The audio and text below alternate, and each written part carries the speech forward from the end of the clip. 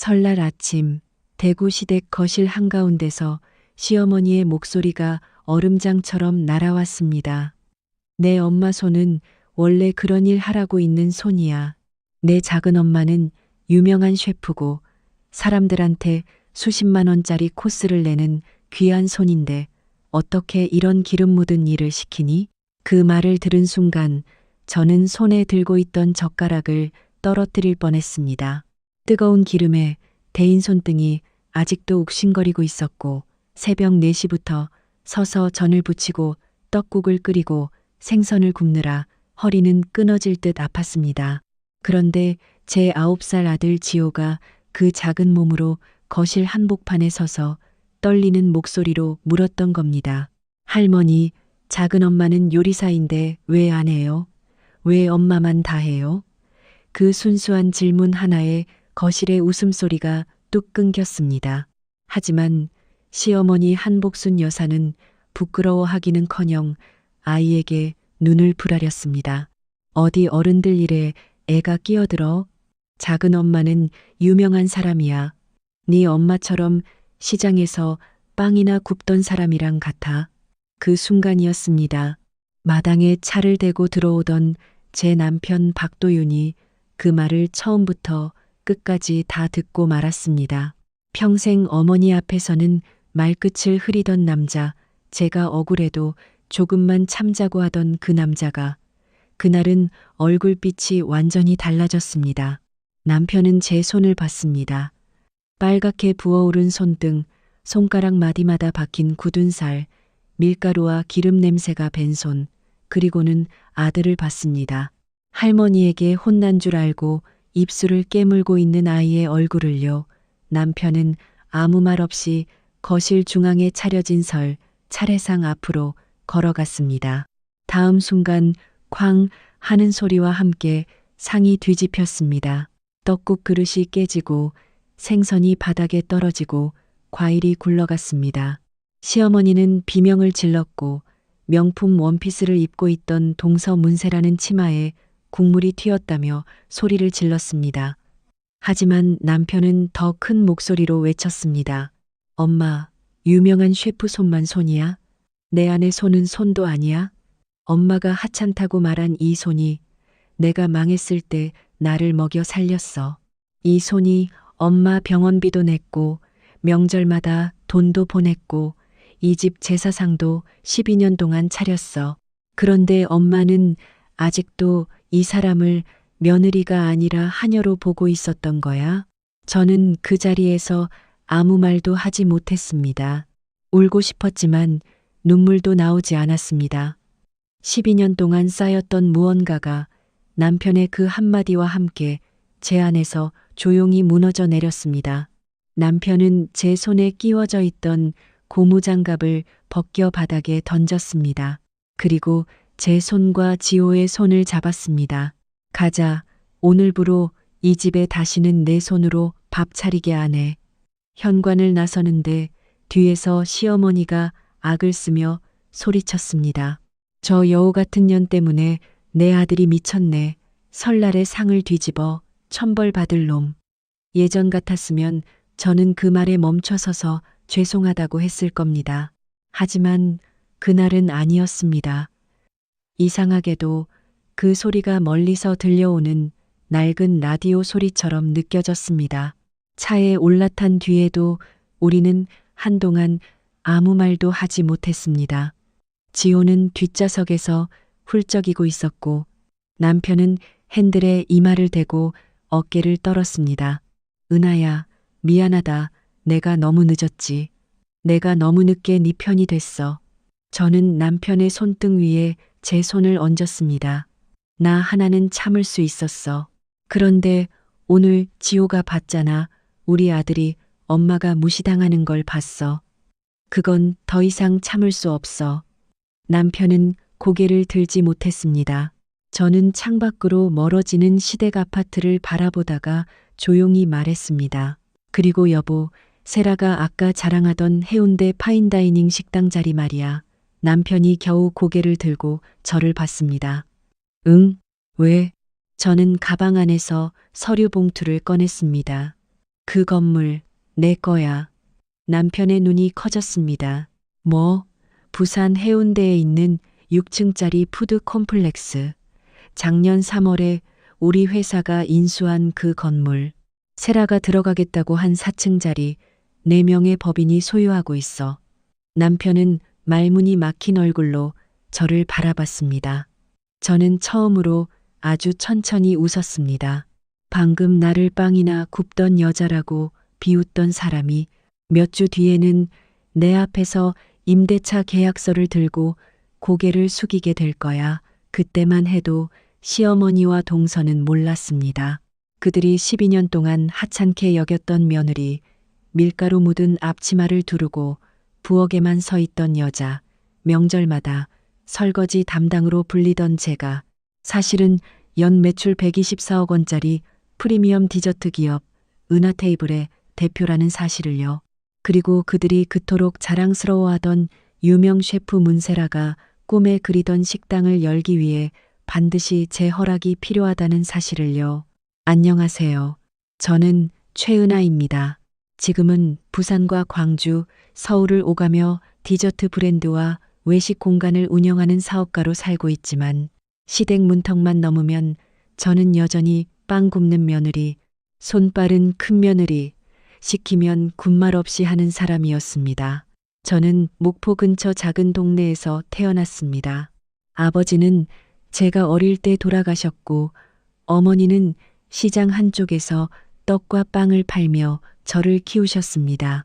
저는 어려서부터 밀가루 반죽 냄새를 맡고 자랐습니다. 남들은 그 냄새를 가난의 냄새라고 했지만 저에게는 살아남기 위한 냄새였습니다. 20살이 되던 해 저는 광주로 올라와 작은 빵집에서 일을 시작했습니다. 새벽에는 반죽을 만들고 낮에는 진열대를 닦고 밤에는 남은 빵을 정리했습니다. 하루 종일 서 있어서 다리가 퉁퉁 부어도 이상하게 저는 빵이 좋았습니다. 같은 밀가루와 물과 버터가 누군가의 손끝에서 완전히 다른 모양과 향기로 태어나는 게 신기했습니다. 그때 박도윤을 만났습니다. 그는 번듯해 보였지만 속은 엉망이었습니다.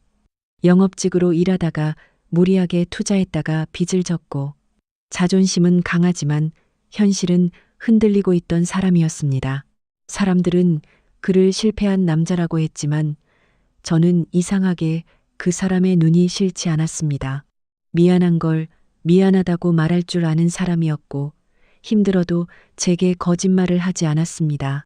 우리는 사랑했고 2012년에 결혼했습니다. 하지만 결혼은 사랑만으로 되는 일이 아니었습니다. 남편이 저를 처음 시댁에 데려간 날 시어머니 한복순 여사는 제 손부터 봤습니다.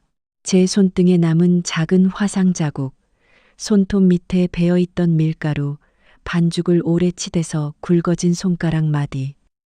시어머니는 차 한 모금 마시기도 전에 말했습니다. 우리 집이 그렇게 기울었니? 시장에서 빵이나 굽는 애를 며느리로 들이게. 그 자리에서 얼굴이 화끈거렸지만 저는 웃었습니다. 남편이 제 손을 꼭 잡고 있었기 때문입니다.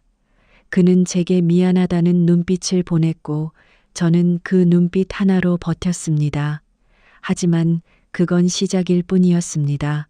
결혼식 날에도 시어머니는 제 친정 식구들을 보며 수군거렸습니다. 옷차림이 왜 저렇게 촌스러워? 사돈댁이 너무 없어 보이네. 저는 신부 대기실에서 혼자 눈물을 닦았습니다. 그래도 참았습니다. 결혼하면 달라질 줄 알았습니다. 제가 잘하면 인정받을 줄 알았습니다. 그런데 사람은 내가 잘한다고 해서 반드시 나를 존중해주지 않습니다. 어떤 사람은 내가 잘할수록 더 당연하게 부려먹습니다. 명절마다 저는 시댁에 가장 먼저 도착했습니다. 새벽장을 보고 떡국 육수를 끓이고 생선을 손질하고 고기를 재우고 전을 부치고 상을 차리고 설거지를 했습니다. 식구들이 밥을 먹을 때 저는 부엌에서 다음 접시를 준비했고 다들 과일을 먹을 때 저는 싱크대 앞에서 허리를 숙이고 있었습니다. 누가 봐도 이상한 풍경이었지만 시어머니는 항상 같은 말을 했습니다. 너는 빵집에서 일해서 손이 빠르잖아. 이런 건 네가 해야 제맛이지. 제가 피곤한 얼굴을 하면 요즘 젊은 것들은 조금만 서 있어도 유난이야. 너는 원래 서서 일하는 애 아니니? 라고 했습니다. 임신했을 때도 마찬가지였습니다. 지호를 가졌을 때 저는 허리가 많이 아팠습니다. 병원에서는 오래 서 있지 말라고 했습니다. 그런데 그해 추석, 시어머니는 저를 앉혀놓고 송편을 빚게 했습니다. 제가 조심스럽게 어머니, 오늘은 조금만 쉬면 안 될까요? 라고 하자 시어머니는 코웃음을 쳤습니다. 옛날 여자들은 밭일하다가도 애 낳았어. 빵 굽던 애가 송편 몇 개 빚는다고 유나는 그날 밤 저는 집에 돌아와 배를 붙잡고 울었습니다. 남편은 화를 냈지만 시어머니는 며칠 뒤 전화해서 오히려 저를 탓했습니다. 네가 남편한테 일러 바쳤니? 큰 며느리가 돼서 집안 분위기나 망치고. 저는 또 사과했습니다. 그때 저는 그랬습니다. 싸우는 것보다 사과하는 게 쉬웠습니다. 하지만 사과가 쌓이면 관계가 좋아지는 게 아니라 상대의 무례함이 더 커집니다. 그러다 문세라가 집안에 들어왔습니다. 동서였습니다. 남편의 동생 박재민이 데려온 여자였죠.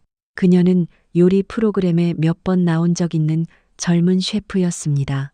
SNS 팔로워도 많았고 외국 요리 학교를 다녀왔다고 했습니다.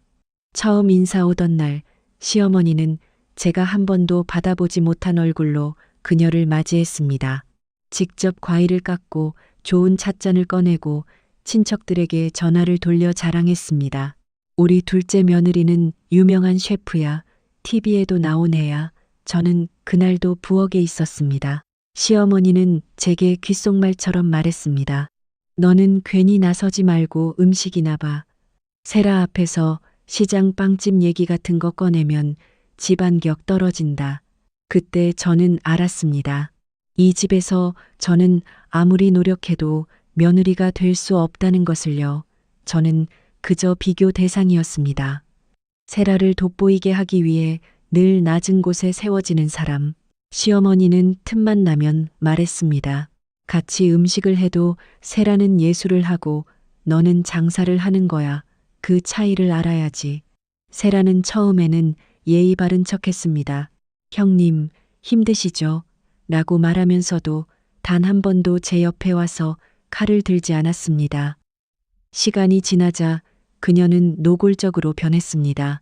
자기 행사에 쓸 디저트를 저에게 부탁하면서도 돈 얘기는 하지 않았습니다.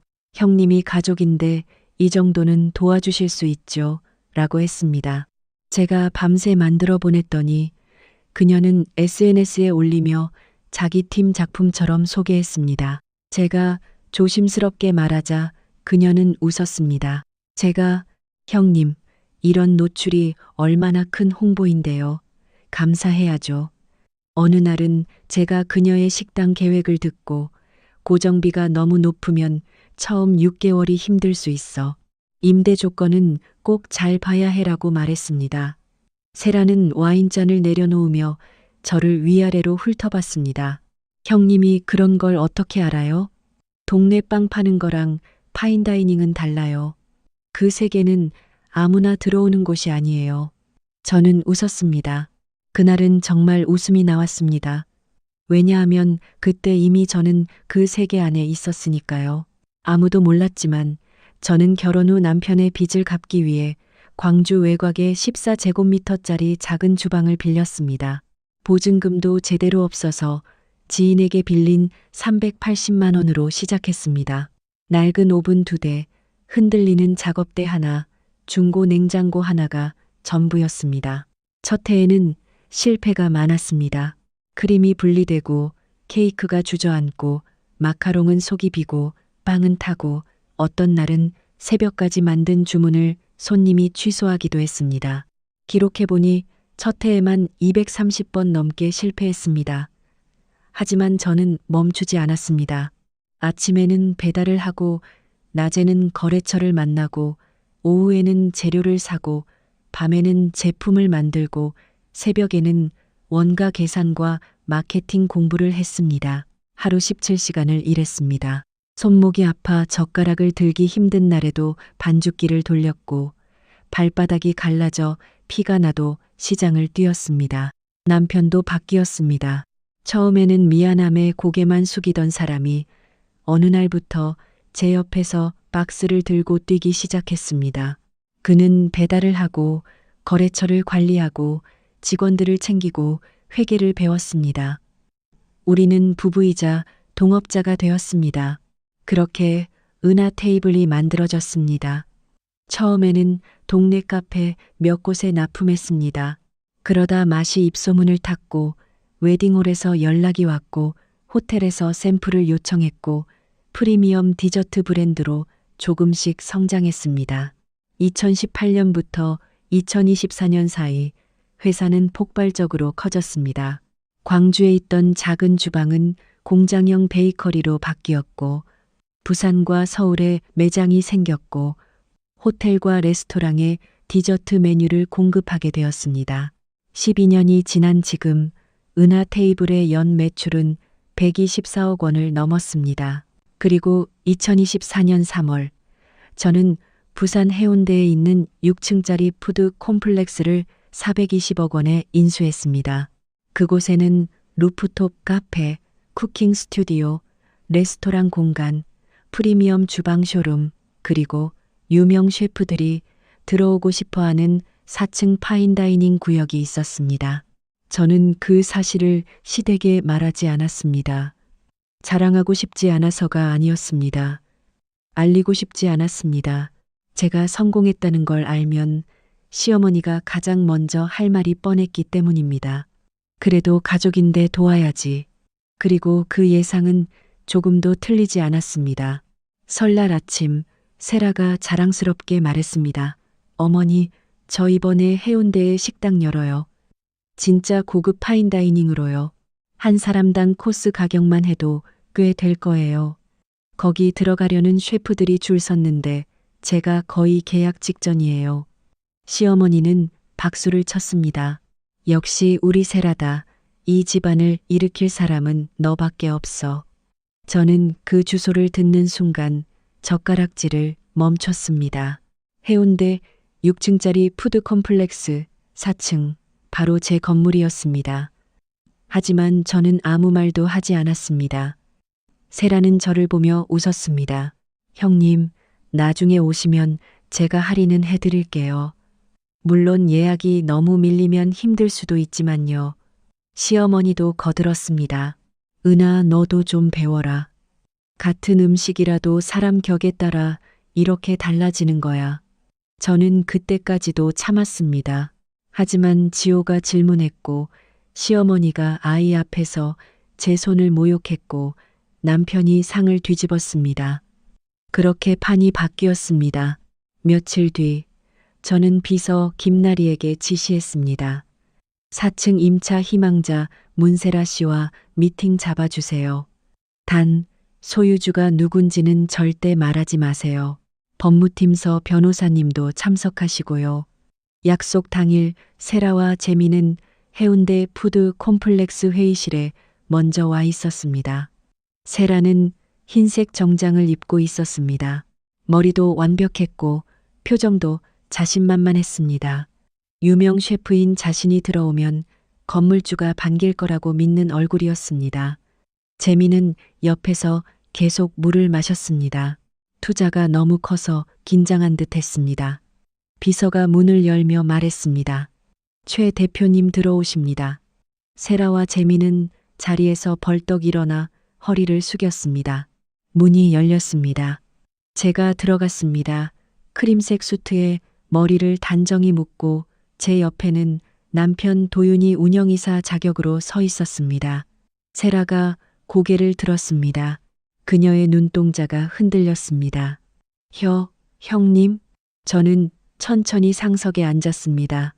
명함 한 장을 꺼내 테이블 위에 놓았습니다. 은하 테이블 그룹 대표이사 최은하. 저는 세라의 얼굴을 바라보며 말했습니다. 문세라 셰프님, 처음 뵙겠습니다. 이 건물의 소유주 최은아입니다. 회의실 공기가 얼어붙었습니다. 재민은 입을 벌리고 저와 형을 번갈아 봤습니다. 세라는 한동안 말하지 못했습니다. 저는 부드럽게 웃었습니다. 왜 그렇게 놀라요? 세라 씨가 말했잖아요. 파인다이닝은 아무나 들어오는 세계가 아니라고. 그래서 오늘 제가 보려고요. 세라 씨가 제 건물에 들어올 자격이 있는지. 세라의 얼굴이 붉어졌다가 하얘졌습니다. 그녀는 애써 웃으려고 했습니다. 형님, 이게 어떻게 된 일이에요? 아니, 대표님, 제가 몰라 뵀어요. 저는 서류를 펼쳤습니다. 몰라본 건 괜찮아요. 그런데 무시한 건 기억해야죠. 서 변호사가 차분히 자료를 설명했습니다. 세라의 사업계획서는 겉보기엔 화려했지만 속은 불안했습니다. 자기 자본은 부족했고 은행 대출 의존도가 높았고 이미 고가의 주방 장비를 선계약해버렸고 광고비 미지급 건도 있었습니다. 직원 채용 계획은 부풀려져 있었고 초기 6개월 운영비는 턱없이 낮게 잡혀 있었습니다. 저는 펜으로 서류 한 부분을 짚었습니다. 이 상태로는 리스크가 큽니다. 우리 건물은 브랜드 이미지를 중요하게 봐요. 특히 4층은 푸드 콤플렉스의 핵심입니다. 세라가 다급히 말했습니다. 대표님, 아니 형님, 저 진짜 잘할 수 있어요. 저 유명한 거 아시잖아요. 팔로워도 많고 예약도 금방 찰 거예요. 그리고 우리 가족이잖아요. 저는 고개를 들었습니다. 가족이요? 세라는 입술을 깨물었습니다. 네, 그래도 형님이니까. 저는 말을 끊었습니다. 시댁 부엌에서는 저를 빵이나 굽는 사람이라고 불렀죠. 여기서는 가족이라고 부르네요. 필요할 때만 가족이면 그건 가족이 아니라 거래처보다 못한 겁니다. 세라는 아무 말도 못했습니다. 저는 새 계약 조건을 내밀었습니다. 보증금은 기존 6억 원에서 10억 원으로 조정합니다. 월세는 40% 인상, 주방 설계, 배기 시스템, 인테리어는 우리 지정업체를 사용해야 합니다. 최소 시공비는 15억 원, 납부일 5일 초과시 계약 해지, 그리고 브랜드 이미지에 심각한 손상을 주는 논란이 발생하면 즉시 계약 종료입니다. 재민이 벌떡 일어났습니다. 형수님, 이건 너무한 거 아닙니까? 남편이 차갑게 말했습니다. 너 지금 누구한테 형수님이라고 하냐? 여기서는 대표님이라고 해. 재민은 다시 앉았습니다. 세라는 손을 떨었습니다. 이미 SNS에 오픈 소식을 흘렸고 주방 장비 계약을 했고 직원 몇 명에게 합류 제안을 했고 투자자들에게도 해운대 입점을 약속한 상태였습니다. 이 자리를 놓치면 그녀의 계획은 무너질 수밖에 없었습니다. 결국 세라는 자리에서 일어나더니 제 앞에 무릎을 꿇었습니다. 형님, 아니 최 대표님, 제발 한 번만 도와주세요. 이 자리 아니면 저 정말 끝나요. 제가 잘못했어요. 앞으로 형님 무시 안 할게요. 어머님한테도 말씀드릴게요. 제발 계약만 하게 해주세요. 저는 그녀를 내려다봤습니다. 이상하게 기쁘기만 하지는 않았습니다. 12년 동안 제 속을 긁던 그 사람이 무너지는 모습은 통쾌했지만 동시에 허무했습니다. 사람은 상대가 힘이 없을 때 어떻게 대했는지가 진짜 모습입니다. 세라는 제가 건물주라는 걸 알고 나서야 미안하다고 했습니다. 저는 조용히 말했습니다. 제가 강요한 적 없어요. 싫으면 계약하지 않아도 됩니다. 하지만 제 건물에 들어오고 싶다면 제 조건을 받아들이세요. 세라는 떨리는 손으로 계약서에 서명했습니다. 그렇게 그녀는 제 건물에 들어오기 위해 자신이 감당할 수 없는 조건을 받아들였습니다. 그리고 바로 그 순간부터 그녀의 추락이 시작되었습니다. 계약 소식은 곧 시어머니 귀에도 들어갔습니다. 처음에 세라는 숨기려 했습니다. 어머니, 건물주가 좀 까다로워서 보증금이 더 필요해요. 하지만 서류에 적힌 법인명과 대표자 이름을 본 시어머니는 결국 알게 됐습니다. 건물주가 저라는 것을요. 다음 날 시어머니는 부산 본사 로비로 쳐들어왔습니다. 비가 오는 날이었습니다. 젖은 우산을 들고 로비에서 소리를 질렀습니다. 최은아 나오라 그래. 내가 이 회사 대표 시어머니다. 며느리가 시어미를 이렇게 무시해도 돼. 직원들이 놀라 웅성거렸고 저는 엘리베이터를 타고 내려갔습니다.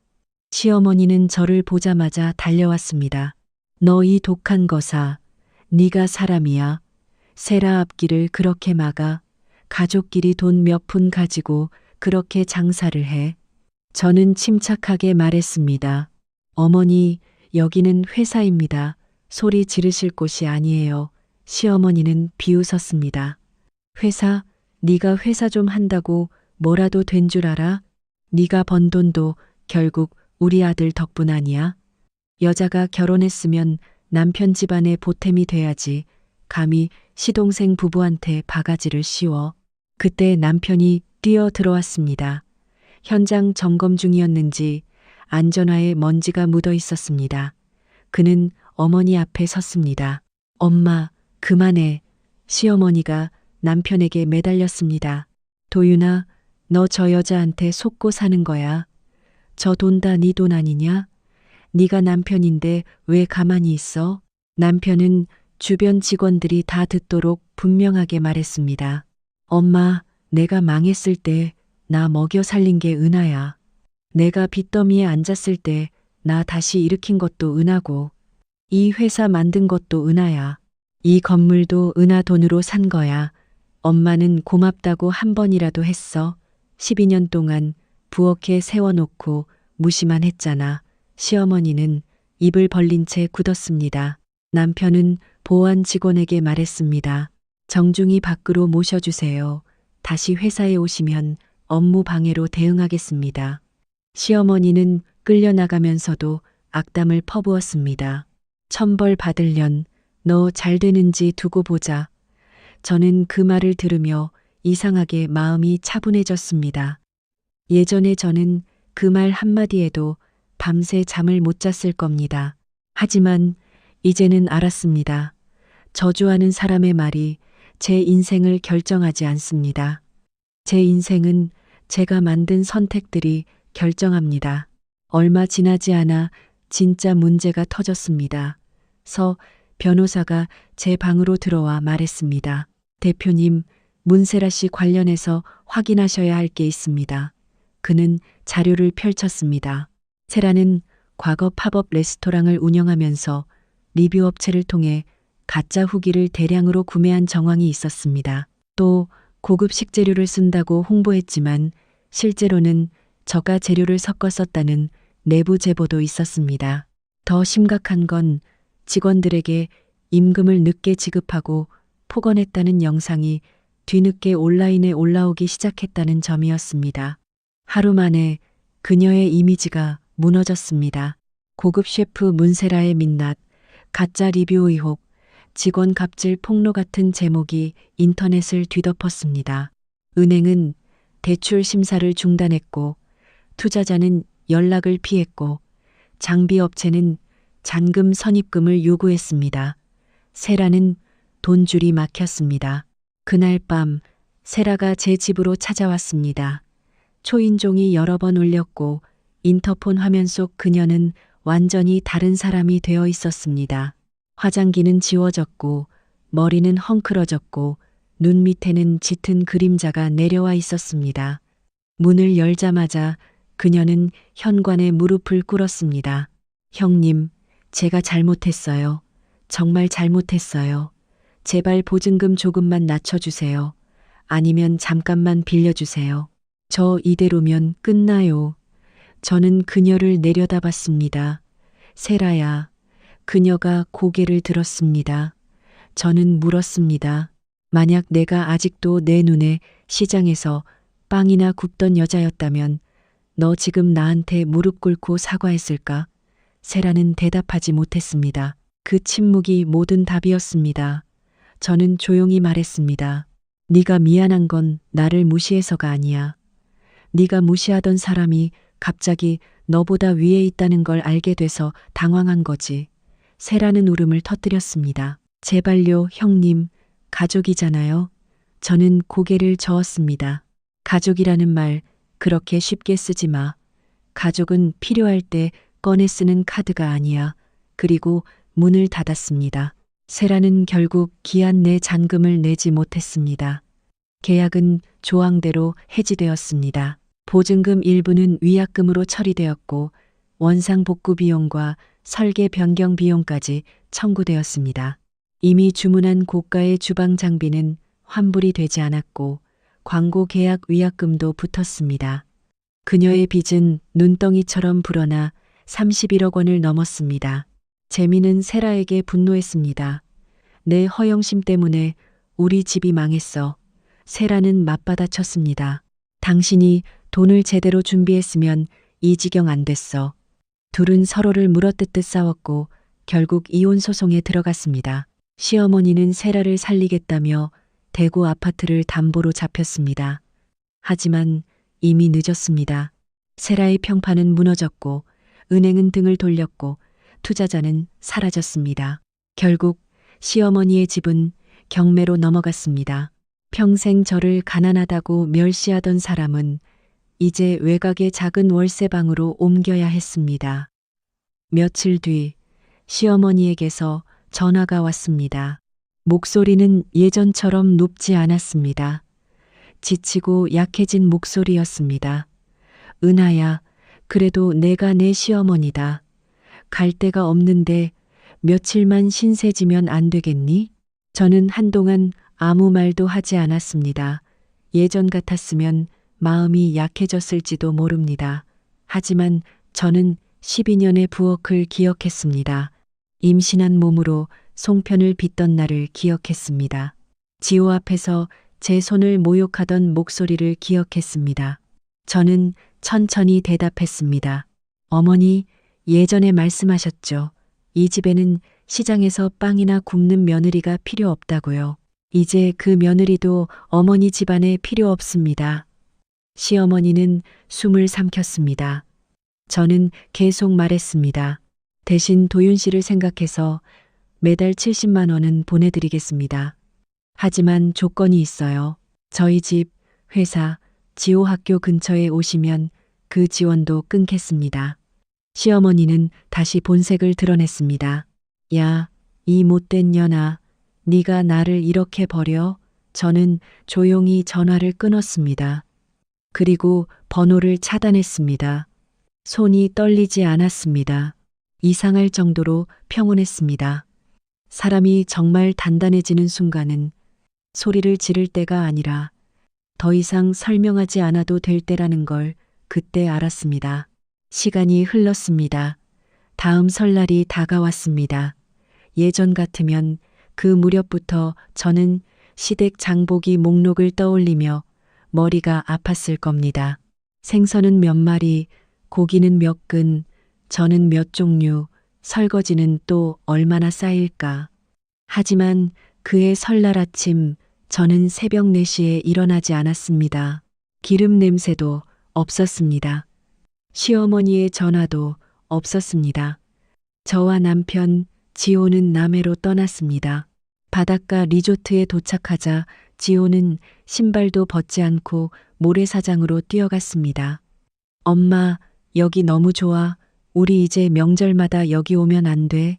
저는 웃으며 아이를 안았습니다. 그래, 이제 명절은 우리 가족이 행복한 날로 만들자. 남편이 제 옆에 섰습니다. 그는 바다를 보다가 제 손을 잡았습니다. 은하야, 다시 한번 미안해. 12년이나 늦어서. 저는 고개를 저었습니다. 늦었지만 와줬잖아. 그날 당신이 상을 뒤집지 않았다면 나 아직도 그 부엌에 서 있었을지도 몰라. 남편은 제 손등에 오래된 화상 자국을 엄지로 쓸었습니다. 이 손, 이제 아무도 함부로 말 못하게 할게. 저는 제 손을 바라봤습니다. 한때 시어머니는 이 손을 하찮다고 했습니다. 세라는 이 손을 시장빵 굽는 손이라고 비웃었습니다. 하지만 이 손은 제 인생을 만들었습니다. 이 손으로 반죽을 했고 실패한 230개의 제품을 다시 만들었고 남편의 빚을 갚았고 아이를 안았고 계약서에 서명했고 420억 원짜리 건물을 제 이름 아래 두었습니다. 저는 더 이상 누군가의 인정을 기다리는 며느리가 아니었습니다. 저는 최은하였습니다. 은하 테이블의 대표였고 한 아이의 엄마였고 한 남자의 아내였고 무엇보다 제 삶의 주인이었습니다. 밤이 되자 우리는 바닷가 식당에서 저녁을 먹었습니다. 지호가 포크를 들고 물었습니다. 엄마, 할머니 집에는 이제 안 가도 돼. 저는 잠시 남편을 봤습니다. 남편은 고개를 끄덕였습니다. 저는 지호에게 말했습니다. 응, 엄마를 아프게 하는 곳에는 가지 않아도 돼. 가족이라고 해서 꼭 참아야 하는 건 아니야. 서로를 아껴주는 사람이 진짜 가족이야. 지호는 환하게 웃었습니다. 그 웃음을 보는 순간 저는 제가 옳은 선택을 했다는 걸 알았습니다. 복수의 끝은 상대가 망하는 걸 보는 데 있지 않았습니다. 진짜 끝은 더 이상 그 사람들에게 흔들리지 않는 것이었습니다. 세라는 한동안 온라인에서 사라졌습니다. 들리는 말로는 작은 지방 식당에서 컨설팅 일을 하며 빚을 갚고 있다고 했습니다. 재민과는 결국 이혼했고 시어머니는 낡은 월세방에서 하루하루를 보낸다고 했습니다. 어떤 사람들은 제게 너무 냉정했다고 말할지도 모릅니다. 하지만 저는 압니다. 제가 차가워진 것이 아니라 너무 오래 뜨겁게 참고 있었던 겁니다. 뜨거운 기름에 데인 손으로도 차가운 말에 베인 마음으로도 저는 12년을 버텼습니다. 이제는 그 손으로 제 가족을 지킬 차례였습니다. 며칠 뒤 회사로 돌아온 저는 직원들 앞에서 짧은 강연을 했습니다. 여러분, 누군가 여러분의 일을 하찮게 본다고 해서 여러분의 일이 하찮아지는 건 아닙니다. 누군가 여러분의 손을 거칠다고 비웃어도 그 손이 여러분의 미래를 만들 수 있습니다. 중요한 건 남들이 뭐라고 부르느냐가 아니라 내가 매일 무엇을 쌓고 있느냐입니다. 박수가 터졌습니다. 맨 앞줄에 앉은 어린 제빵사가 눈물을 닦고 있었습니다. 저는 그녀에게 다가가 어깨를 토닥였습니다. 괜찮아요. 지금 힘들어도 계속 쌓으면 됩니다. 언젠가 당신을 무시한 사람들이 당신의 이름 앞에서 고개를 숙이는 날이 올 거예요. 그 말을 하면서 저는 12년 전의 저를 떠올렸습니다. 부엌 구석에서 숨죽여 울던 여자, 신부 대기실에서 눈물을 닦던 여자, 임신한 몸으로 송편을 빚던 여자, 고무장갑을 끼고 설거지 더미 앞에 서 있던 여자, 그 모든 여자가 지금의 저를 만들었습니다. 그래서 저는 제 과거를 부끄러워하지 않습니다. 시장 빵집에서 시작한 것도 14제곱미터 주방에서 밤새 일한 것도 수백 번 실패한 것도 모두 제 훈장입니다. 오늘 이 이야기를 듣고 계신 여러분 중에도 누군가에게 무시당하고 있는 분이 있을지 모릅니다. 가족이라는 이름으로 참고 사랑이라는 이름으로 희생하고 관계를 지키기 위해 자기 마음을 계속 뒤로 미루고 있는 분이 있을지도 모릅니다. 하지만 기억해 주세요. 참는다고 모두가 고마워하지는 않습니다. 어떤 사람들은 당신의 침묵을 허락으로 착각합니다. 그러니 어느 순간에는 말해야 합니다. 여기까지라고. 내 삶은 내가 지키겠다고. 그리고 당신의 손을 부끄러워하지 마세요. 거칠어진 손, 굳은 살 박힌 손, 밤새 일하느라 떨리는 손, 그 손이야말로 당신이 얼마나 치열하게 살아왔는지 보여주는 가장 정직한 증거입니다. 저는 이제 명절이 두렵지 않습니다. 부엌도 두렵지 않습니다. 시어머니의 목소리도 동서의 비웃음도 더 이상 제 안에 들어오지 못합니다. 저는 제 가족과 웃고 제 일을 사랑하고 제 이름으로 살아갑니다. 그리고 가끔 남편은 농담처럼 말합니다. 최 대표님, 오늘 저녁은 제가 하겠습니다. 그러면 저는 웃으며 대답합니다. 좋아요, 박 이사님. 설거지도 포함입니다. 우리는 그렇게 웃습니다. 예전에는 상상도 못했던 평범하고 따뜻한 웃음입니다. 어쩌면 제가 진짜로 원했던 건 엄청난 복수가 아니었을지도 모릅니다. 그저 제 손을 누군가가 귀하게 잡아주는 것, 제 노력을 당연하게 여기지 않는 것, 제 아이 앞에서 부끄럽지 않은 엄마가 되는 것, 그것뿐이었습니다. 그리고 저는 마침내 그것을 얻었습니다. 여러분, 오늘 최은아의 이야기가 마음에 닿으셨다면 댓글로 응원 한마디 남겨주세요. 여러분의 댓글 하나가 누군가에게는 버틸 힘이 될 수 있습니다. 그리고 이 이야기처럼 지금 조용히 자기 삶을 다시 세우고 있는 모든 분들을 위해 좋아요와 구독도 부탁드립니다. 다음 이야기에서도 참고만 살던 누군가가 자기 인생의 주인공으로 돌아오는 순간을 함께 들려드리겠습니다. 저는 최은아입니다. 한때는 빵이나 굽는 여자라고 불렸지만 이제는 제 손으로 제 인생을 구워낸 사람입니다. 그리고 제 이야기는 여기서 끝이 아니라 이제부터 진짜 시작입니다.